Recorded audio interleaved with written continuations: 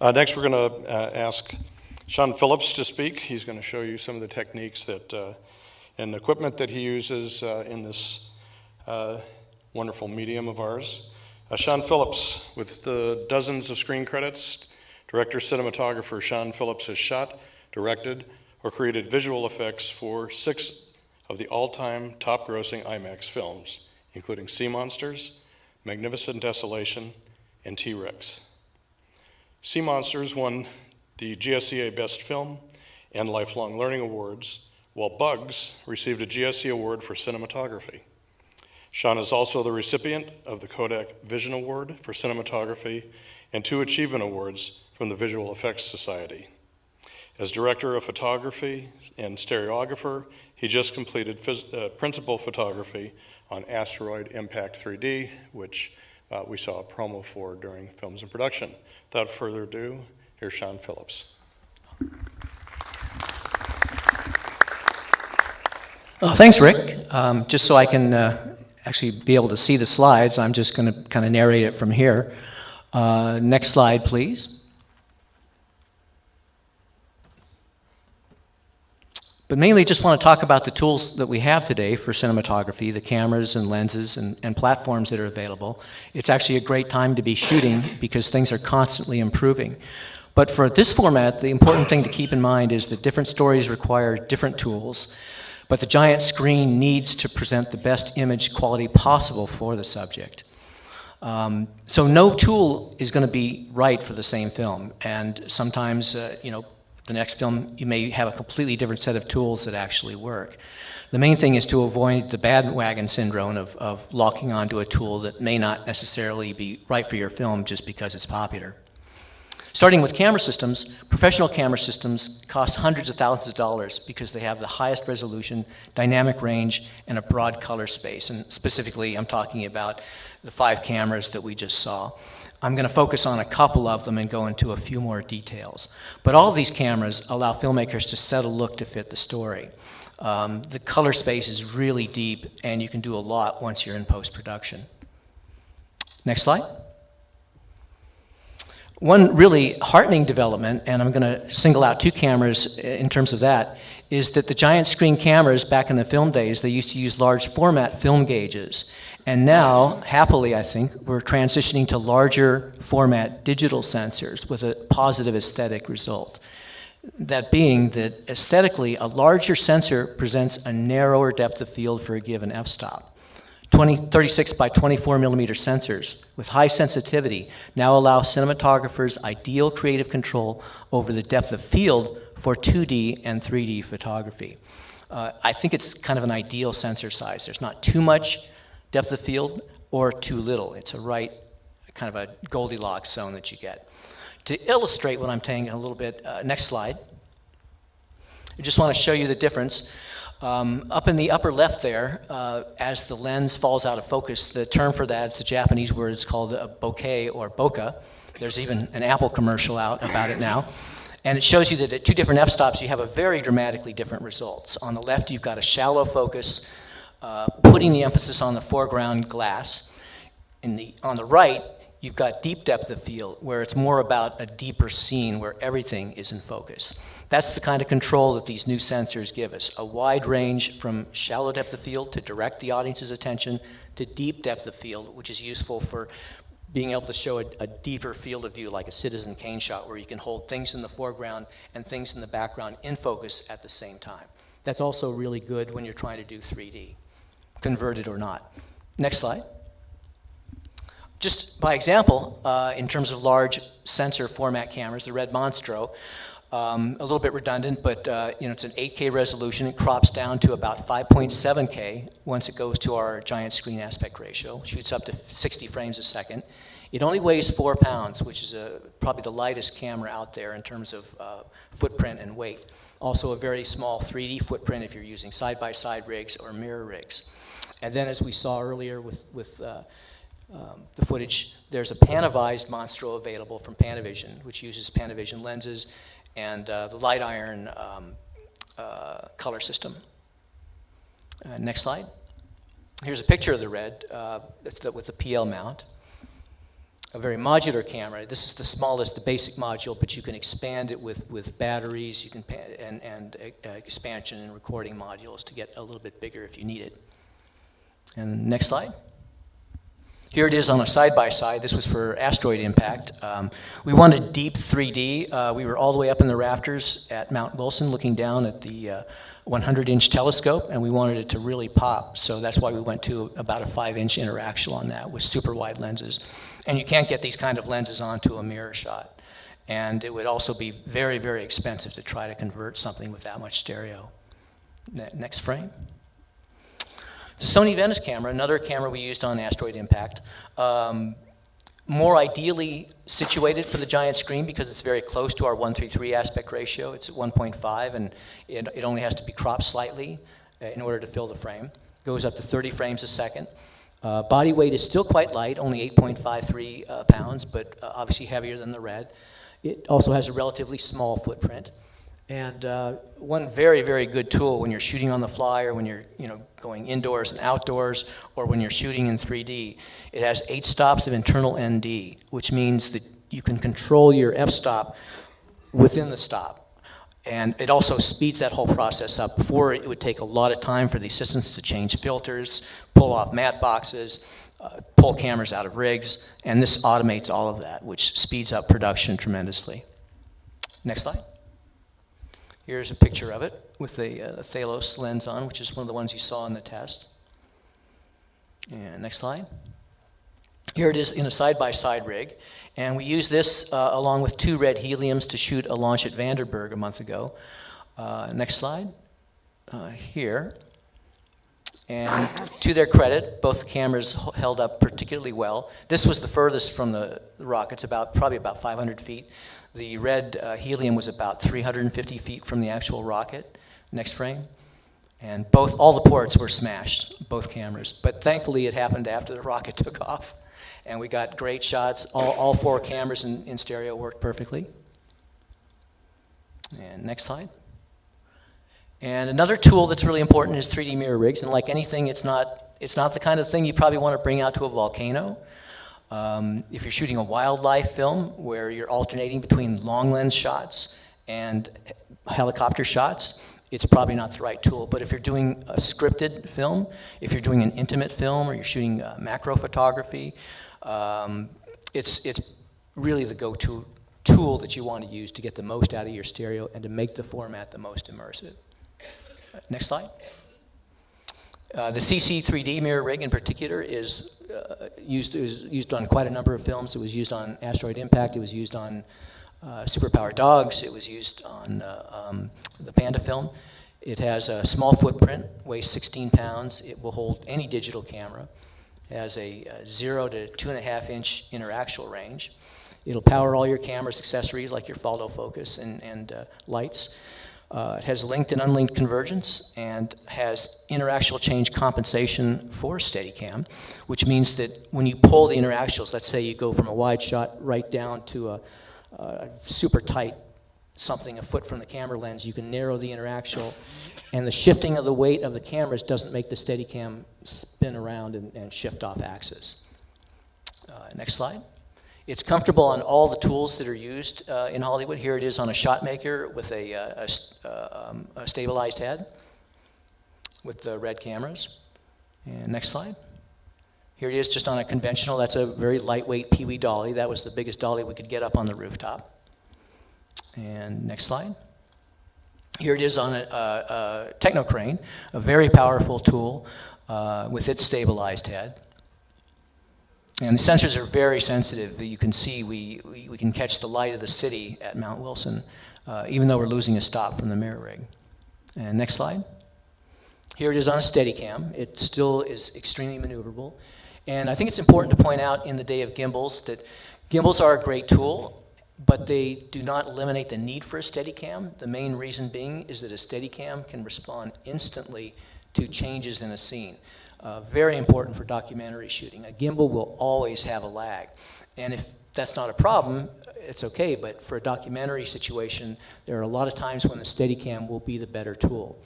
The only drawback, of course, is it's a very specific skill set, but often that's the one that you need. Next slide. And next, I just want to touch a little bit on guerrilla camera systems. Cameras are getting cheaper and better all the time, and the quality that you can get from surprisingly inexpensive cameras, as long as they're used well and for the right job, can seamlessly cut into a giant screen film. The main thing that you have to accept is that you will not have the degree of color grading control that you would like, and you have to accept that. So, for example, when you're looking at that camera, when you're seeing that image on the screen on the camera, that's about as good as it's going to get. Don't expect to change it a lot, because you probably won't be very happy with it. But thankfully, a lot of the cameras, kind of off the bat, produce a very good image without substantial color grading. Next slide. This is two GH4s on a DJI stabilized head. A very, very down and dirty way of shooting. The smaller format of the GH4 allows for great depth of field, so you don't need to do any focus pulling. This was used on Stephen Lowe's aircraft carrier film recently. Very effective. It was the only thing that we could really get in tight and get into that situation, and not spend a lot of money either. Next slide. And here, for the absolute bargain basement, down and dirty guerrilla camera, is the GH5, and that's not the only camera out there, but I think it's one that's particularly well suited for filmmakers. And here is when you need things where you're trying to do essentially candid photography. You're trying to capture moments without a crew, without anything that's going to distract the people from doing what they're doing. The documentary filmmaker Richard Leacock always said that you'll get great performances out of complete amateurs if what they're involved in is more stimulating and exciting them more than what the camera is doing. And this is a good tool for doing that. Next slide. It will actually shoot at 5K, 492 by 3744 in the 1:3:3 aspect ratio, which is really great, because a lot of times, as much as it will improve the resolution if you can extend a sky, you just can't do it because of the environment that you're in. This body weighs in at 1.6 pounds. It's a very, very tiny footprint, obviously, as I said, good for candids. It has internal image stabilization that I've used it on a 300 millimeter lens equivalent, and a gimbal was not necessary. It was completely stable. You could blow it up to this format and cut it into your movie. Again, under the right circumstances. This isn't something you're going to use to shoot vistas. You're not going to put it on a drone. You're not going to use it in a helicopter. You're not going to shoot anything wide. But for intimate, candid scenes, these are very powerful tools. And as you can see, very inexpensive. $2,200 buys you a GH5 with a Leica 12 to 60 millimeter lens, extremely sharp. It also records internally to very inexpensive SD cards. Or if you're rich, you can also record higher quality externally. Next slide. Just want to get into the difference in tools between helicopters and drones, because there's, often people get on bandwagons, and when drones come along, they say, helicopters are obsolete, but nothing could be further from the truth. These are really not overlapping systems. They really have very, very specific strengths and weaknesses. Obviously, camera stabilizations have revolutionized filmmaking in the last 5 years. And both helicopters and drones are extremely useful. And the choices have to be made very carefully. And look at the advantages and disadvantages of each whenever you weigh out which tool you're going to use. Next slide. Specifically, I'm going to start with the helicopters. One of the really popular aerial stab heads right now is the Shotover. They make an F1 that holds all 2D cameras, even with heavy zoom lenses. We used it on Asteroid Impact with a fairly heavy zoom with good effect. The K1 can even hold really heavy 3D side-by-side rigs. Both rigs have 6 axes of stabilization. It works even on really long telephoto shots. I mean really long, zooming into individual animals. Nicely, it has a single joystick which controls pan, tilt, and roll. And next slide. You can kind of see the layout of it. It's great for camera operators. So here you would use your right hand, and with that you can swing it left, swing it right, to pan left, pan right. You can tilt it up, tilt it down, and if you twist it, the entire camera rolls. And once you get good at it, you can do all 3 at once. And if you're really ambitious, with your free left hand, you can use that to pull, zoom, and focus at the same time, but sometimes that gets a little bit too challenging. And next slide. Just to get an idea of its size, there it is with a red Monstro, or excuse me, a red Helium on the F1. The ball with the camera in it is kind of heavy. It probably weighs about 50, 60 pounds. and then it connects to the pipes that connect it with the airframe. Next slide. Helicopter advantages. Above all, a helicopter is a much faster and more powerful flying platform, and that is its strength. It can really power through most wind conditions. Even in extremely bad winds, you can still keep shooting and keep flying. If you're scouting and don't know for sure what you want, or if it's going to look good in the light that you have, or if you're shooting a subject that's scattered all over a fairly large area, it allows filmmakers to travel long distances, scout, and shoot all at once. A helicopter, when it flies, is also easier to emulate natural flying, like a bird or a fixed-wing aircraft. So if you're simulating an animal's point of view flying through the sky, right now, with the technologies as they are, it's much easier to do that in a helicopter than it is in a drone. And also, it has the ability to fly in a Cartesian style like a drone, i.e. up, down, in, out, left, right. Next slide. Helicopter disadvantages. Obviously, it cannot get nearly as close to people, animals, and objects as a drone. That's its primary weakness. It creates a lot of prop wash unless a long line is used. A long line is where the camera is suspended about 60 feet below. Long lines are a great tool, but again, with the advent of drones, they're probably used a lot less than they used to be. Helicopters are also noisy and can create problems for sensitive environments. And of course, they are expensive for good reason. They're millions of dollars, and anybody involved with a helicopter has to really know their stuff because you can't screw around with them in terms of safety. Next slide. And of course, then we have the drones. This is a 2D drone. We use this on asteroid impact for our visual effects plate backgrounds of a city that gets destroyed by an asteroid. This is a 2D with a single red Monstro camera on it. Next slide. And there's also a 3D drone, which is very impressive. It's available from a company called Wild Rabbit. They have the side-by-side 3D red cameras, about a 4-inch interaxial, which works great for anything really that's, say, 20 feet and beyond, which, you know, usually things are well beyond that when you're shooting with a drone. And will give you very, very strong stereo at a much cheaper rate than what a conversion would cost you. Next slide. Here you can see it with a little more detail up close. And this was used on, David Douglas used this on his Panda film. We wanted to use it on asteroid impact, but it unfortunately didn't work out budget and schedule-wise.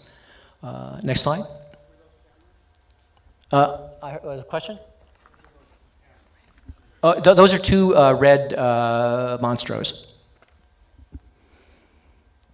And next slide. Okay, drone disadvantages, or sort of drone advantages. Can get close to people, animals, and objects, of course. Highly maneuverable and transportable. They work indoors, which helicopters are not so well suited for. They can also shoot inverted with 180-degree fisheye lenses. We're gonna have to wrap it up. Yeah. Okay. And relatively inexpensive and much less disruptive. Next slide. Obviously, they cannot fly in strong winds. They can't lift large payloads. They can be destroyed by territorial birds, and unlike a helicopter, fly in a Cartesian style, and you can't fly them over uninsured pedestrians. Next slide. And this is just for the domes. Again, in terms of fisheye lenses, I think it's really important to use a fisheye lens when you shoot with a dome. This is kind of the last thing I'm going to talk about here. And next slide. Is now we can do, I think, more customized shooting for the respective differences in formats between a 3D theater and a dome. And I think it's important to do that as often as possible. For example, higher contrast and color saturation, as well as circular darkening of the outer image, or a greater use of 180-degree fisheye lenses. Next slide. And 1570 film cameras had fisheye lenses that offset about 3/8 of an inch for the dome. And this hasn't been an option for digital cameras, but now the solution is a movable lens mount. Next slide. I think there's just one or two more. So here you have a fisheye lens mounted on a shifting lens board. And next slide, you'll see it shift up. And that shifts it into the dome position. Next slide. So here you have a typical fisheye offset from the center to fit the dome to cancel out the distortion. And next slide. And there you see it kind of fitting into the OmniMax dome that we use as a framing reticle on our camera. And that's it. Hope you enjoyed it.